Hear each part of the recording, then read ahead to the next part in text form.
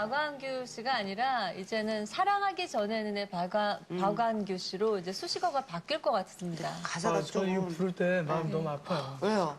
제 마음속의 제목은 두 글자가 더 붙어요. 앞에 다시. 한 거의 8년 가까이 활동도 못하고 쭉 지내왔는데 이제 다시 사랑하잖아요, 세상을. 어떤 은근히 심정인지 이해가 가네요, 저는. 그렇게 어렸을 때는 어땠어요, 좀? 박완규 씨가 공부 그렇게 잘하셨다고. 저는 뭐 중학교 때 뭐 공부를 좀 해서 뭐 그때부터 꿈이 계속 법관이었어요. 법관이 되려면 좀 해서가 몇 등 정도가 돼야 그 꿈을 꿀 수 있나요? 전교석차가 뭐 10등 안에는 있어야 될 거고 뭐 그런 느낌이겠죠. 그런데 중3 때 이제 아버지께서 그 당시에 느끼기엔 청천벽력, 인문계 진학을 못 시키시겠다고. 예. 생활고, 생활 환경 때문에. 그렇죠. 아버지 뜻을 따라서 사업계고등학교에 진학을 해서 근데 처음 만져보는 뭐 주산, 부기, 타자 아, 진짜 안 어울린다. 진짜. 어머, 지금 머리 날리면서 전년에 가던 1원이야, 2원이야, 3원이야.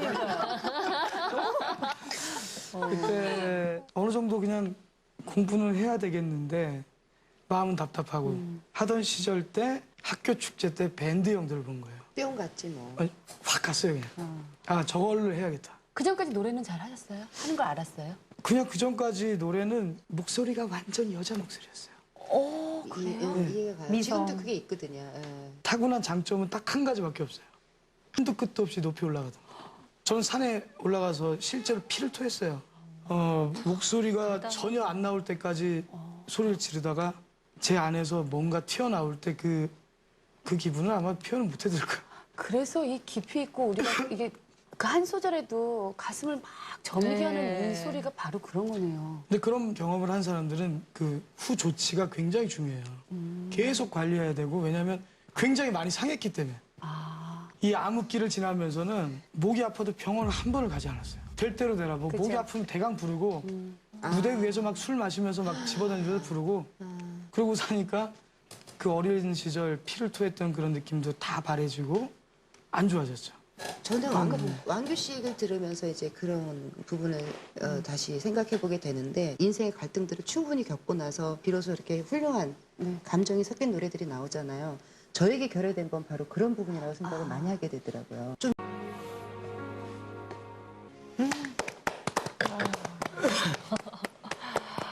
아니, 이렇게 좋은 곡을 받으시고 그 이혼 서류를 찢으셨다고 그랬는데 네. 그래도 결정적인 계기가 있었나요? 결정적인 얘기 돈을 벌겠다고 밤무대도 뛰고 했는데 지쳐요.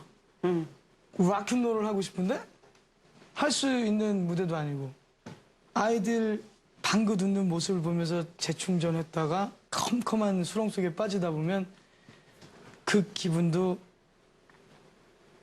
오래 못 가더라고요. 아이들 웃는 얼굴의 부분도. 내 음악이 먼저가 돼서는 안 되는데 아빠인데 결국은 이런 말을 하더라고요.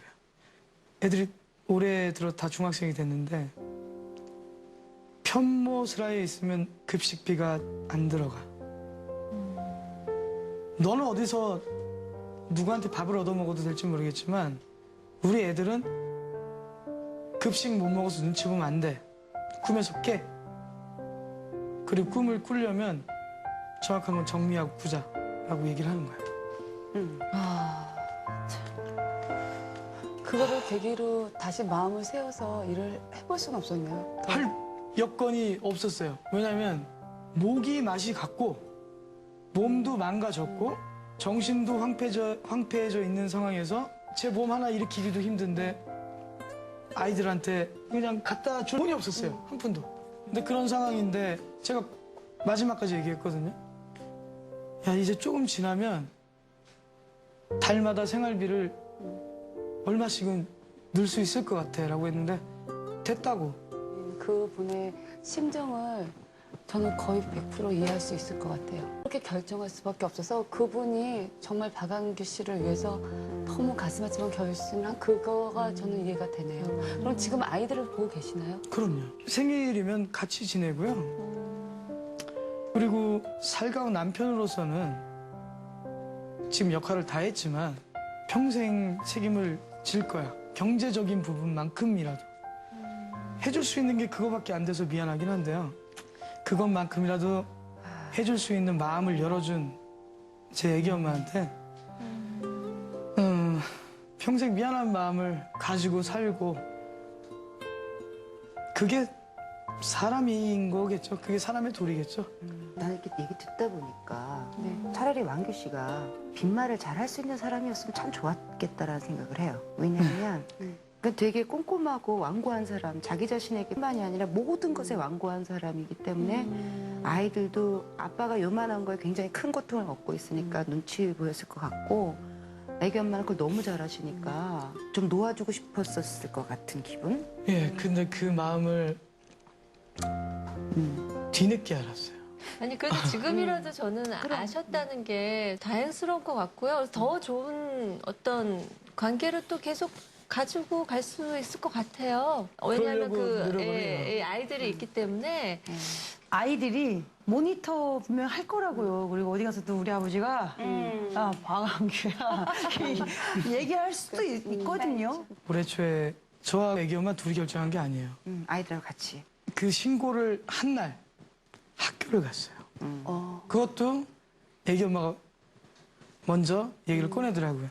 애들이 그날이 그날인 줄 알았어요. 그때 뭐 위대한 탄생에 나와서 뭐 너는 평가가 안 돼 막 해서 막 뭐 애들이 다 알아보던 때였는데 학교 복도까지 들어가서 내가 너의 아빠고 이 사람이 너의 엄마고 내가 너의 엄마고 이 사람이 너의 아빠다라는 걸 눈으로 확인시켜주고 그러고 보면 역시 대한민국은 여자가 강한 것 같아요. 그런데 첫 번째 얘기 때는 김태호 씨가 어쨌든 노래를 통해서 그 고비를 넘기게 해주셨잖아요. 그럼 이번에 결정을 할 때도 김태원 씨가 알고 계셨어요? 예. 이번에는 뭐라고 하시던가요? 주위가 현실적으로 생각하자고 하더라고요, 형님. 그래? 그렇게? 그러시더라고요. 왜냐면 아이들을 이제 태원 형님하고 저하고 같은 해에 애를 낳았어요. 그래서 형수님하고 애기 엄마하고 같이 애기 갓난 아기를 들고서 이제 같이 다녔었거든요. 왕규 씨가 아직 그 어떤 딜레마에서 헤어나시기에는 조금 시간이 더 아직은 걸릴 시간이 듯. 좀 필요하신 제가 것 정신없게 같고요. 만들어 드릴게요. 밤낮으로 전화하고 나와 이러면서 오늘은 뭐야 맥주야 소주야 막 이러면서 정신없게 해드릴게요. 근데 지금 박완 스타일을 보여줌으로써 대중들의 시각을 깨기는 정말 좋은 무대일 것 같아요.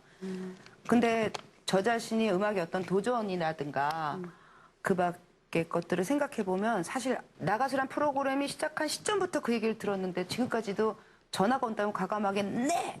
라고 확신 있게 대답할 수 있을까에 대해서 아직도 고민하고 있어요. 제 노래가 제 가슴에 있기 때문에 불러주고 싶었고 그 부른 노래들이 사람들이 닭살이 돋아하고 감동을 받으면 되는 거지. 그것이 꼭 평가받아야 되고 앨범으로 몇만 장이 나가야 되고 그것이 순위 프로그램에 몇 위가 돼야 되는 건 아니라는 거죠. 어떻게 음악을 하는 사람을 등수를 매겨요. 근데 이제 가장 내가 그 프로그램에 좋게 받아들인 건 뭐냐면 대중들 가슴을 훑으면서 볼 수 있는 프로그램이라는 게 너무 좋더라고요. 네. 집중해서 볼 수 있죠. 네. 결과적으로 제게 김동욱 씨랑 친구인데 이제 본인이 좀 고여있던 무렵로 표현을 했다면 굉장히 그런 것들이 리프레시 된 거예요. 가수의 입장으로서. 저는 분명히 말씀을 드려요. 나가수에 대한 생각이 저는 180도 바뀌었어요. 네. 왜냐하면 다른 게 아니라 보통 가수들이 한 방에 뜰 수 있는 프로그램이라고 질문 받는 것 자체가 저는 기분 나쁜 거예요. 왜냐하면 30년 이상 음악 해오신 분, 저 같은 경우도 20년 음악을 했는데 2개월 나가는 나가수 때문에 평가받는다는 거 자존심이 상하죠. 그 때문에 누님도 오케이를 안 하신 거고. 하지만 거기 그 프로에 나갈 때는 분명히 이만한 시퍼런 칼을 들고 나가요. 제가 밀어드릴게요. 너무 결혼하세요. 그래갖고. 안 밀어줘도 돼요. 저는 이미 정해져 있으니까 나갈 날짜가.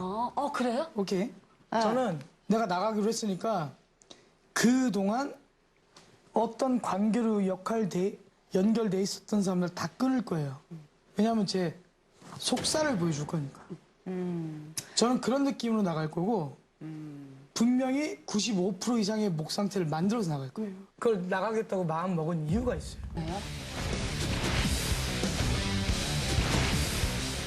내 주변에 흔히 해서 머리 기르고 뽕 락을 하든 뽕 락 발라드를 하든 대강 락이라는 테두리에 모이면 락커 오케이? 리얼 락인이 아닌지를 분명히 가리러 형님들이 저를 보내요. 가서 총대 메고 형들이 도와줄 테니까 오케이 가짜들은 다 보내버리고 최소한 우리 때 뭘 할 거라고는 생각하지 말자. 후배들이 하기 위해서 우리는 해줘야지. 이거 분명히 내가 방송 카메라 아니, 앞에 처음 얘기하는 거야. 맞는 얘기야. 그게 뭐냐면 나의 감정이 어느 정도의 값어치가 있었다는 때가 알아주는 거고. 이렇게 아까 트로트를 뽕이라 표현하고 약간 하드하는 표현을 썼잖아. 아니. 제가 부른 천년의 사랑이 예.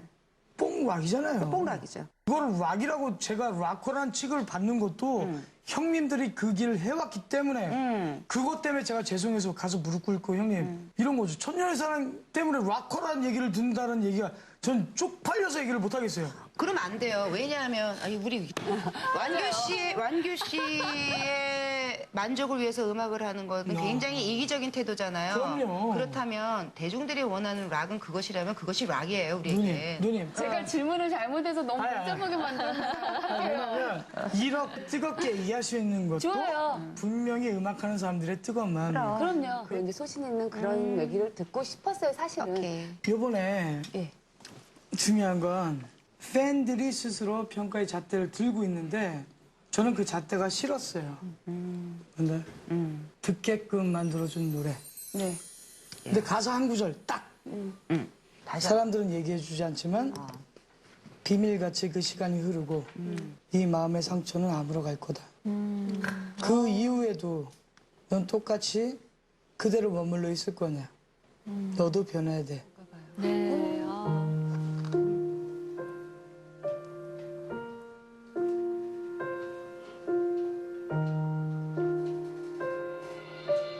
빈 의자와 마주 앉아서 가끔 나 혼자서